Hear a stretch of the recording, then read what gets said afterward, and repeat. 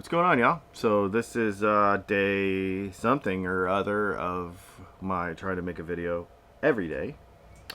I was up editing pretty late last night. You're gonna see this on Friday. Today's Wednesday. So today we're gonna make some pickups. We're gonna make some humbuckers of a couple of different types, and you're gonna get to see just how by hand we do this.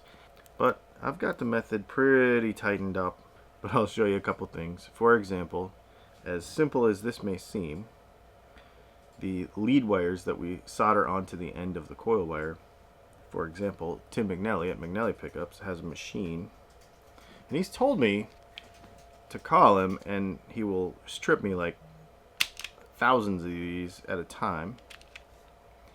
But I just do it the old-fashioned way. What Leslie would call the dinosaur stripper, because it looks like a dinosaur. Hold it up so you can see. It was. I mean, were there strippers back in dinosaur times? Probably. That is a big pole. Okay. We have our starts and our finishes, and this is our red and our green and our black and our white. So first we're going to do mini humbuckers. And basically, we have this here pickup winder, and I have little locating grooves in the dude right here, and we just center this thing on here the best we can. We stick it on. It's such a tiny bobbin that it will stay on there pretty well. And then what we have to do is we have to solder this 43 gauge wire to that. And on our pickups, red is north start. So each coil of a humbucker has a north and a south, right? So the magnet faces a certain way. Maybe in our next video when we talk about construction, we'll talk about magnet polarity and how a humbucker is constructed, and then you'll understand what I'm talking about here. But just keep these terms in mind for that video. So each coil has a different polarity. So you have like a north. So on our pickups, the screw side of a humbucker is the south, and the slug side is the north. And so in each coil has two wires. And on our pickups, and you start the coil with one and you finish it with the other. So on our pickups, this north coil that I'm soldering right now starts with a red wire and ends with a green one.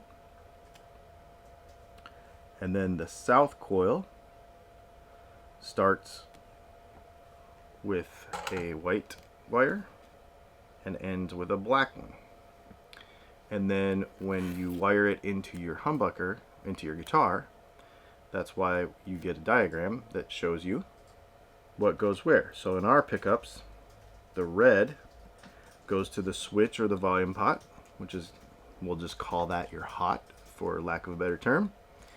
And then your other one, see, so your red is going to be your hot, your white is going to be your ground that goes to the pot, the braid of course goes to the ground, and then your green, your black are your center links. So those are the finishes. When we get into the actual construction of this stuff, I'll show you what we're talking about, and you'll be able to visualize it and see it from side to side. Okay, so then the next thing we need to do is, before we get started, is set our guide width. And I do this with the other bobbin to get it close, but then you always have to mess with it a little. With these mini humbucker bobbins, one of the things you got to worry about is flaring it and cracking the bobbin. So I'm trying to make sure that it's right.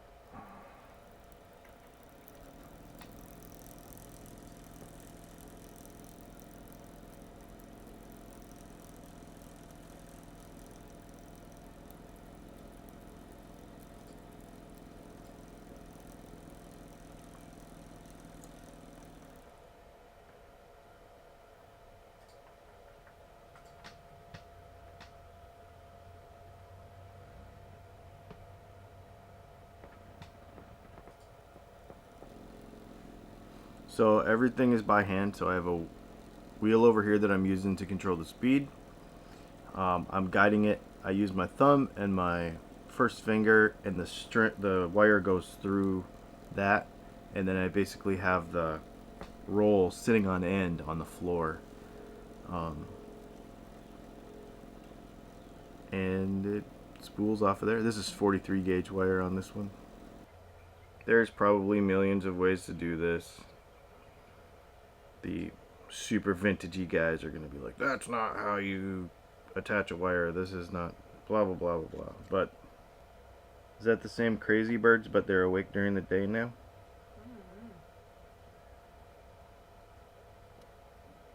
We have these birds right outside our living room window right here in this tree. They're so loud at night. It's super crazy. They'll wake you up. And I've never really heard birds at night. Like, usually birds aren't loud at night, but those ones have something to say. Alright, so there we go. Once we get the bobbin taped up and off the machine, that's more or less what it looks like. And then I always check everything with the meter right away. Make sure we don't have a problem.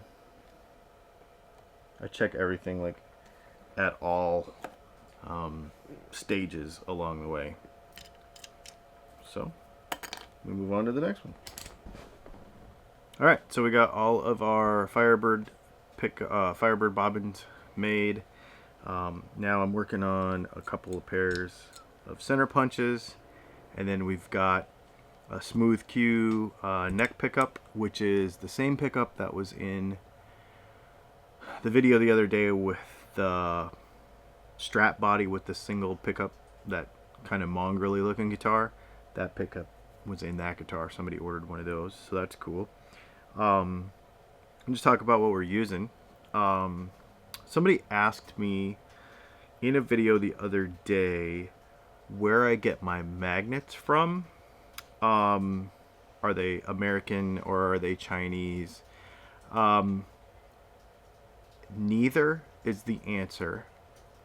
I don't talk about where my stuff comes from.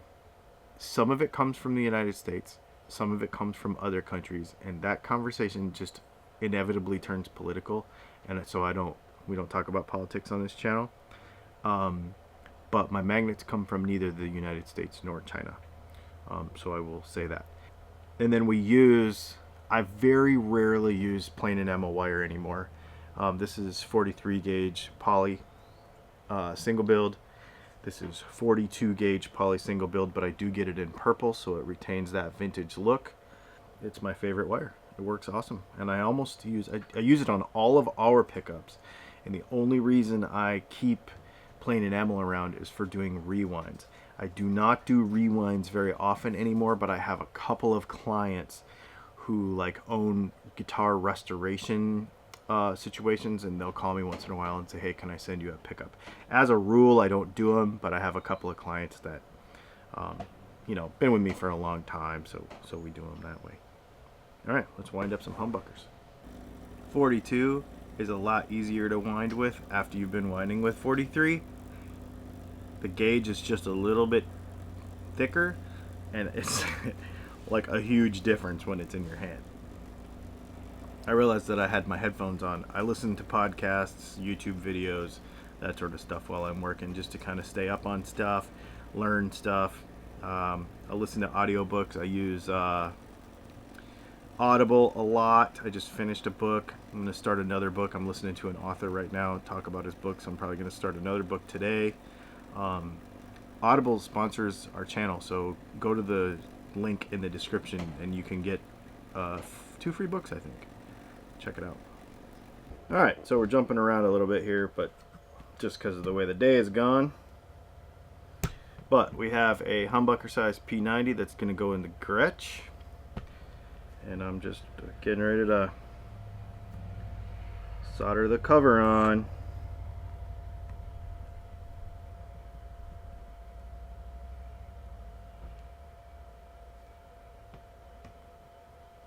So the difference between my humbucker size P90s and, for example, Mojo Tone is the last time I had a Mojo Tone one apart, it was just a humbucker bobbin like this stuck in one of these, and it looked like a humbucker size P90 from the outside, but it really wasn't. I did a video on it like 3-4 years ago, but it wasn't legit. Maybe it's different now, I don't know, but back then they were not legit. In fact, a humbucker size P90 really isn't a P90 anyway, because the physical shape of the thing just isn't quite the same. It's a little shorter. It's just a different shape. It's a humbucker shape. P90s are flatter and longer. Well, they're not flatter, but they're longer for sure. You can't get quite as much wire on the bobbin. So the tone of these tends to lean a little more single coily and a little less P90y, but kind of a mix between the two, which I really like. So I'm excited about this. What are you all doing today? I mean, I've been showing you what I'm doing every day. What are you all doing? Throw it in the comments. I don't even know. Is everybody working? Back to work? Waiting to go back to work? What country are you in? How are you coping with all this staying at home stuff wherever you are? Yeah, all that stuff. Alright, let's put some screws in some humbuckers.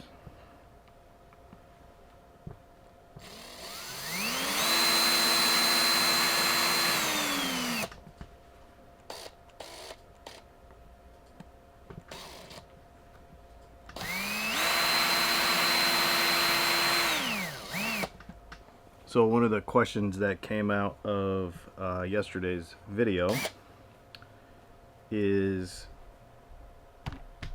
do I miss the moving of air standing in front of an amp playing with a big speaker, like, you know, cabinet? Is it different playing with a Kemper and playing with headphones and stuff? The easy answer is yeah, it's big time different.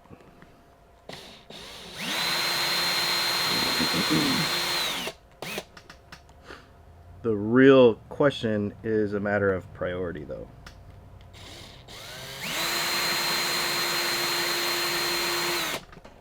I don't have room for a 412 cabinet.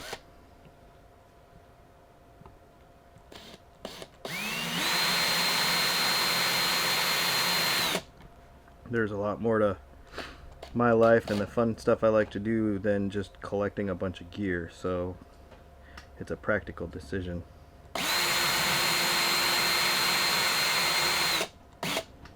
To have a Kemper and have 300 amps in the space of a laptop.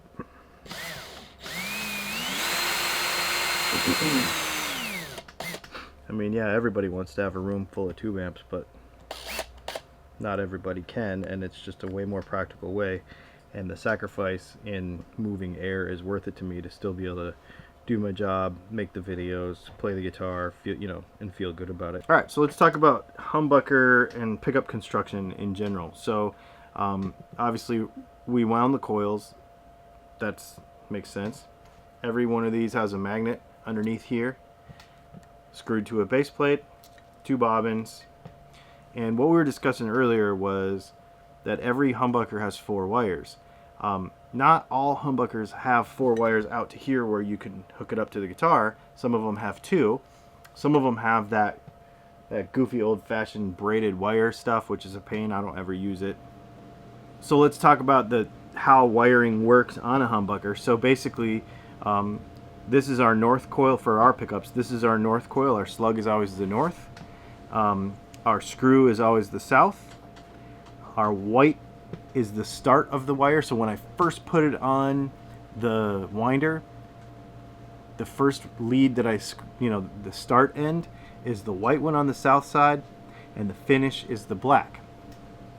On the north side, the start wire is the red wire, and the finish wire is the green wire. It's all wound counterclockwise. You put it all together, but the way the magnet sits in there there's a north edge of the magnet, and this is the other thing a lot of people don't realize, is the magnet is, the polarity of the magnet is sideways, not up and down. So the edge of the magnet, it would be south on this side, and it would be north on this side.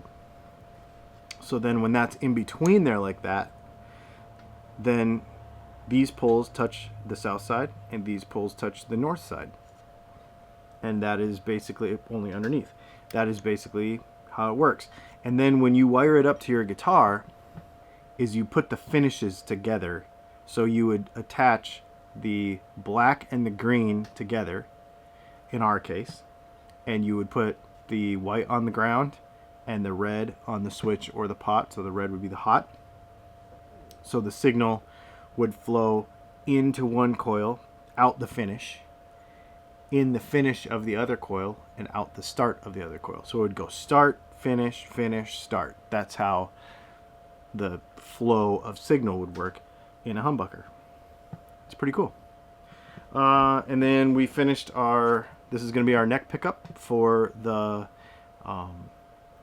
Gretsch, for the 40,000 subscriber giveaway guitar, which is pretty cool.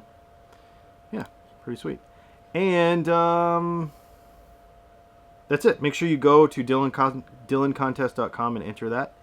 And make sure you also check out our Patreon, because we got this class going. It's pretty cool. Fourth Sunday of every month. And then since we have an extra Sunday in May, right? We have extra Sunday in May. We're going to go ahead and do a bonus one. So you can come check that out. You get a free class in the month of May. I got to wait a couple of days to put these Firebirds together because I don't have the right covers. We'll do that on video so I can show you that too. Thanks for hanging out, and I guess we will see you Monday, because you're going to see this on Friday. So I will see you Monday.